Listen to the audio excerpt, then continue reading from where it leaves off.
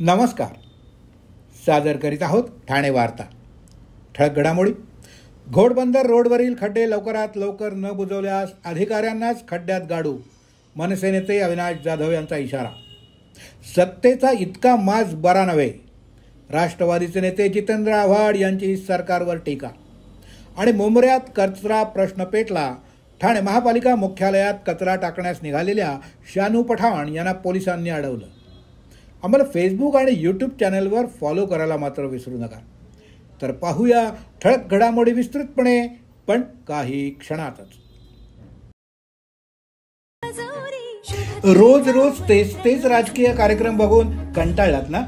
अहो, मग ठाणे वार्ता श्रीस्थानक आता तुम्हाला नवनवीन कार्यक्रमांचा आनंद लुटण्याची संधी देते. आपल्या घरातील लग्न, मुंज, कोणतंही शुभकार्य अशा विविध घटनांचा आनंद आपण ठाणे वार्ता श्रीस्थानक वाहिनीवर लुटू शकता आणि सगळ्यांपर्यंत पोहोचवू शकता. यासाठी फक्त एवढंच करायचं, या दूरध्वनी क्रमांकावर संपर्क साधायचा. आपले कार्यक्रम आमच्यापर्यंत सगळ्यांपर्यंत पोहोचवायचे. आपण पाहत आहात श्रीस्थानक वाहिनी, ठाणे जिल्ह्याचं मुख्य व्यासपीठ. ठाणे वार्ता पहा श्रीस्थानक वाहिनीवर. आता सकाळी 9:15 पासून रात्री 9:15 पर्यंत ठाणे वार्ता, ठाण्यातील पहिलं दृकश्राव्य माध्यम. ठाणे वार्ता आणि श्रीस्थानक वाहिनीचं लाईव्ह स्ट्रीमिंग. ठाणेवार्ता.com वरील लाईव्ह स्ट्रीमवर क्लिक करा आणि अगदी मोबाईलवरही ठाणे वार्ता श्रीस्थानक वाहिनीचा आनंद लुटा. यासाठी आमचं ॲप डाउनलोड करा. ठाणे वार्ता पहा श्रीस्थानक वाहिनीवर. आता सकाळी 9:15 पासून रात्री 9:15 पर्यंत ठाणे वार्ता, ठाण्यातील पहिलं दृकश्राव्य माध्यम.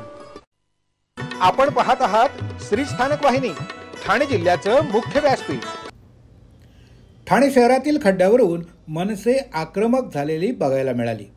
ठाण्यातील घोडबंदर रोडवर खड्ड्यामुळे गेल्या 6 महिन्यात तब्बल 17 नागरिकांचा जीव गेलाय. त्यामुळं हे निष्पाप जीव नेमक्या कोणामुळे गेले असा प्रश्न मनसे नेते अविनाश जाधव यांनी सार्वजनिक बांधकाम विभागाच्या अधिकाऱ्यांना विचारला. तसंच जर खड्डे लवकरात लवकर बुजवले गेले नाहीत तर अधिकाऱ्यांनाच खड्ड्यात गाडू असा इशारा मनसे नेते अविनाश जाधव यांनी सार्वजनिक बांधकाम विभागाच्या अधिकाऱ्यांना दिला असून घोडबंदर रोडवर मनसे नेते अविनाश जाधव अधिकाऱ्यांसोबत खड्ड्यांची पाहणी करणार आहेत अशी माहिती यावेळी देण्यात आली. कृषी मंत्री माणिकराव कोकाटे यांचा मोबाईलवर पत्ते खेळतानाचा एक व्हिडिओ व्हायरल झालाय. यावरूनच राज्यात संताप व्यक्त होऊ लागला असून यातूनच अखिल भारतीय छावा संघटनेच्या पदाधिकाऱ्यांनी तटकरे यांना माणिकराव कोकाटे यांच्या विरोधातील निवेदन देताना पत्ते फेकले.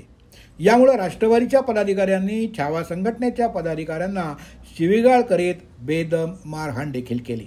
यावर आता राष्ट्रवादीचे नेते जितेंद्र आव्हाड यांनी प्रतिक्रिया व्यक्त करत सत्तेचा इतका माज बरा नव्हे अशी टीका सरकारवर केली आहे. कृषी मंत्री माणिकराव कोकाटे यांचा मोबाईलवर पत्ते खेळत असल्याचा एक व्हिडिओ व्हायरल झालाय. हा विधिमंडळाच्या सभागृहातील व्हिडिओ असल्याचा दावा केला जातो आहे. यावरूनच कोकाटे यांच्यावर टीकेचा भडीमार होऊ लागलाय. यावरून राज्यात तीव्र संताप व्यक्त होऊ लागला असून यातूनच रविवारी अखिल भारतीय छावा संघटनेचे प्रदेशाध्यक्ष विजयकुमार घाडगे पाटील हे राष्ट्रवादीचे प्रदेशाध्यक्ष सुनील तटकरे यांना निवेदन देण्यासाठी गेले होते. राष्ट्रवादीचे प्रदेशाध्यक्ष सुनील तटकरे लातूर दौऱ्यावर होते. त्यावेळी त्यांना अखिल भारतीय छावा संघटनेचे प्रदेशाध्यक्ष विजयकुमार यांनी निवेदन देताना पत्ते फेकले. सभागृहात गेम खेळणाऱ्या कृषी मंत्र्यांना पदावर राहण्याचा अधिकार नाही याबाबत निवेदन त्यांनी दिलं. गेम खेळायचाच असेल तर घरी खेळा असं सांगून जोरदार घोषणाबाजी देखील केली. या प्रकारानंतर राष्ट्रवादीच्या कार्यकर्त्यांनी त्यांना बेदम मारहाण केली. या मारहाणीच्या घटनेनंतर राष्ट्रवादी काँग्रेस पक्षावर आणि मारहाण करणारे राष्ट्रवादीचे युवक प्रदेशाध्यक्ष सूरज चव्हाण यांच्यावर टीका होतीये. ही टीका पाहून चव्हाण यांनी प्रसार माध्यमांसमोर येऊन दिलगिरी व्यक्त केली. असं असलं तर या मारहाण प्रकरणाबाबत आता सर्वत्र तीव्र प्रतिक्रिया उमटत आहेत.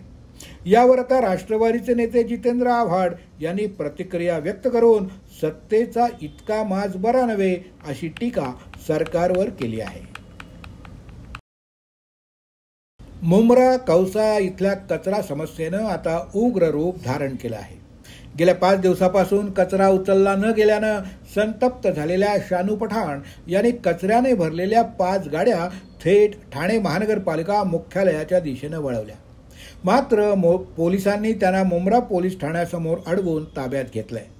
गेल्या काही दिवसापासून मुंब्र्यात कचऱ्याची मोठीच समस्या निर्माण झाली आहे. डम्पिंग ग्राउंडची व्यवस्था करण्यात ठाणे पालिकेला यश येत नसल्यानं इथला कचराच उचलला जात नसल्याचं निदर्शनास आलं आहे.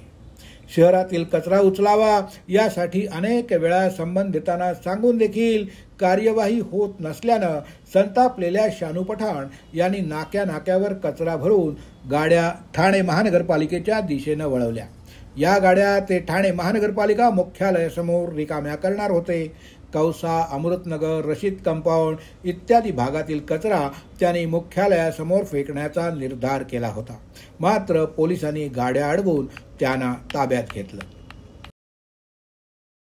भारत निवडणूक आयोगाकडून प्राप्त 17 जून 2025च्या पत्र आणि त्यासोबतच्या SOP नुसार विधानसभा सार्वत्रिक निवडणूक 2024 मधील ठाणे जिल्ह्यातील कोपरी, पाचपाखाडी आणि ठाणे विधानसभा मतदारसंघातील अर्जदार उमेदवार राजन विचारे आणि केदार दिघे यांनी केलेल्या मागणीनुसार केंद्र क्रमांक अनुक्रमे 305 आणि 68 मधील EVM व्हीव्हीपॅटच्या बर्न्ड मेमरी मायक्रो कंट्रोलरच्या तपासणी आणि पडताळणीची प्रक्रिया 19 जुलै 2025 रोजी केंद्रीय वखार महामंडळ तुर्भे, नवी मुंबई इथं करण्यात आली.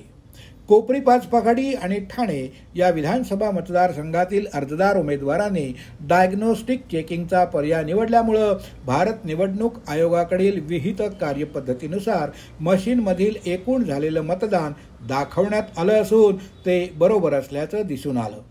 ही प्रक्रिया भारत निवडणूक आयोगानं प्राधिकृत केलेल्या भारत इलेक्ट्रॉनिक्स लिमिटेड कंपनीच्या अभियंत्याद्वारे पूर्ण करण्यात आली. ही तपासणी प्रक्रिया अर्जदार उमेदवार प्रतिनिधी, जिल्हाधिकारी, जिल्हा निवडणूक अधिकारी अशोक शिंगारे, उपजिल्हा निवडणूक अधिकारी वैशाली माने आणि संबंधित निवडणूक निर्णय अधिकारी यांच्या उपस्थितीत पार पडली असून कोपरी, पाचपाखाडी आणि ठाणे या विधानसभा मतदारसंघातील अनुक्रमे मतदान केंद्र क्रमांक 305 आणि 68 मधील EVM व्हीव्हीपॅट मशीन आणि डायग्नोस्टिक टेस्ट पास झाले आहे.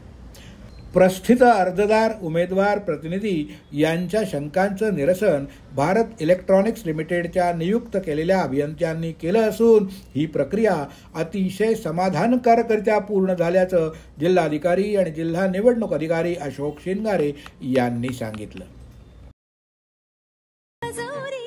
रोज तेच राजकीय कार्यक्रम बघून कंटाळलात ना?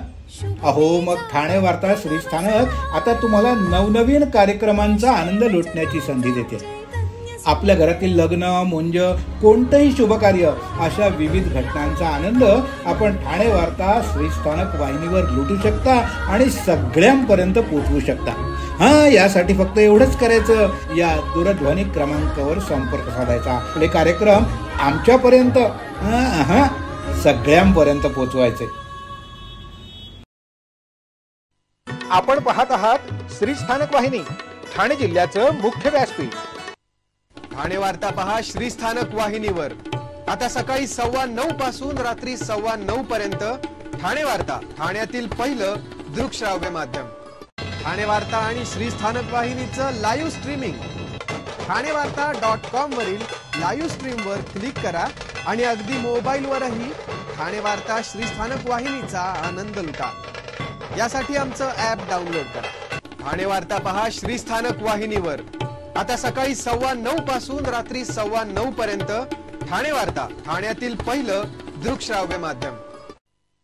आपण पाहत आहात श्रीस्थानक वाहिनी, ठाणे जिल्ह्याचं मुख्य व्यासपीठ. 19 वर्षाच्या एका इराणी चोरट्याला खडकपाडा पोलिसांनी अटक केली असून या आरोपीकडून 3 बाईक्स, महागडे 14 मोबाईल हस्तगत करण्यात आल्याची माहिती कल्याण ACP कल्याणजी थेटे यांनी दिली आहे.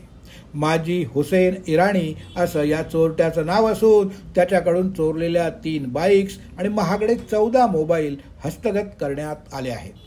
गाझीसोबत 2 अल्पवयीन मुलांना देखील पोलिसांनी ताब्यात घेतलं असल्याचं घेटे यांनी यावेळी सांगितलं।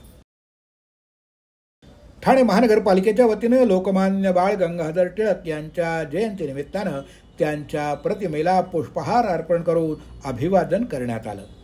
महानगरपालिका मुख्यालयातील नरेंद्र बल्लाळ सभागृहात झालेल्या या कार्यक्रमात अतिरिक्त आयुक्त प्रशांत रोडे, उपायुक्त उमेश बिरारी, कैलासवासी मीनाताई ठाकरे, परिचर्या प्रशिक्षण संस्थेच्या प्राचार्या प्राची धारप, माहिती आणि जनसंपर्क अधिकारी रवींद्र मांजेकर यांच्यासह महानगरपालिकेचे कर्मचारी उपस्थित होते। नवी मुंबईच्या एपीएमसी मार्केटमध्ये सध्या टोमॅटोचे दर कमी झालेत।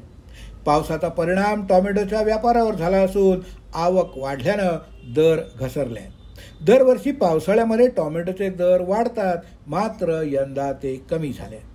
व्यापाऱ्यांच्या म्हणण्यानुसार 100 ते 120 रुपयांपर्यंत विक्री होते। तसंच जोरदार पावसाचा परिणाम टोमॅटोवर झालाय। पुढील काही दिवस हे दर कमीच राहणार असल्याचं व्यापाऱ्यांनी म्हटलं आहे। केडीएमसी हद्दीतील झोपडपट्टीधारकांना अव्वाच्या सव्वा मालमत्ता कर आल्याप्रकरणी भाजपने केडीएमसी आयुक्तांची भेट घेतली आहे। कल्याण डोंबिवली महानगरपालिका हद्दीत 72 झोपडपट्ट्या आहेत। या झोपडपट्टीधारकांना कल्याण डोंबिवली महानगरपालिकेनं अव्वाच्या सव्वा मालमत्ता कर आकारण्यास सुरुवात केली असून हा कर सामान्य झोपडीधारकांना भरणं शक्य नाही। हा कर तात्काळ रद्द करण्यात यावा या मागणीसाठी आज भाजपचे पदाधिकारी शशिकांत कांबळे आणि नंदू परब यांच्या शिष्टमंडळानं केडीएमसी आयुक्त अभिनव गोयल यांची भेट घेतली। भाजप प्रदेशाध्यक्ष रवींद्र चव्हाण यांच्या आदेशानुसार ही भेट घेण्यात आली। या प्रकरणी भाजप लवकरात लवकर मुख्यमंत्री देवेंद्र फडणवीस यांची देखील भेट घेणार आहे। रोज रोज तेच राजकीय कार्यक्रम बघून कंटाळलात ना? अहो, मग ठाणे वार्ता श्रीस्थानक आता तुम्हाला नवनवीन कार्यक्रमांचा आनंद लुटण्याची संधी देते। आपल्या घरातील लग्न, मुंज, कोणतंही शुभकार्य अशा विविध घटनांचा आनंद आपण ठाणे वार्ता श्रीस्थानक वाहिनीवर लुटू शकता आणि सगळ्यांपर्यंत पोहोचवू शकता। यासाठी फक्त एवढंच करायचं, या दूरध्वनी क्रमांकावर संपर्क साधायचा। आपले कार्यक्रम आमच्यापर्यंत सगळ्यांपर्यंत पोहोचवायचे। अहो, आपण आपलं घर स्वच्छ, सुंदर, नीटनेटकं ठेवतो ना, मग आपण आपल्या शहराच्या बाबतीत उदासीन का? आपलं शहर स्वच्छ, सुंदर आणि नीटनेटकं ठेवणं ही आपली जबाबदारी आहे, हो ना? मग उचला फोन आणि विना परवाना होर्डिंग्स, बॅनर्स कुठे दिसले तर 1800-222-108 या टोल फ्री क्रमांकावर कळवा किंवा 75069464155 या भ्रमणध्वनीद्वारे आपली तक्रार नोंदवा किंवा महापालिकेने तयार केलेल्या स्टार ग्रेड ॲप्लिकेशनद्वारे आपली तक्रार नोंदवा। त्याची दखल त्वरित घेतली जाईल। लक्षात घ्या, आपला छोटासा सहभाग आपलं शहर स्वच्छ, सुंदर आणि नीटनेटकं बनवू शकतो। जसं आपलं घर तसं आपलं ठाणे शहर। आपण आपले कार्यक्रम किंवा बातम्या आम्हाला ठाणेवार्ता@gmail.com या ईमेलवर कळवू शकता। ठळक घडामोडी शेवटी पुन्हा एकदा, घोडबंदर रस्त्यावरील खड्डे लवकरात लवकर न बुजवल्यास अधिकाऱ्यांनाच खड्ड्यात गाडू, मनसे नेते अविनाश जाधव यांचा इशारा।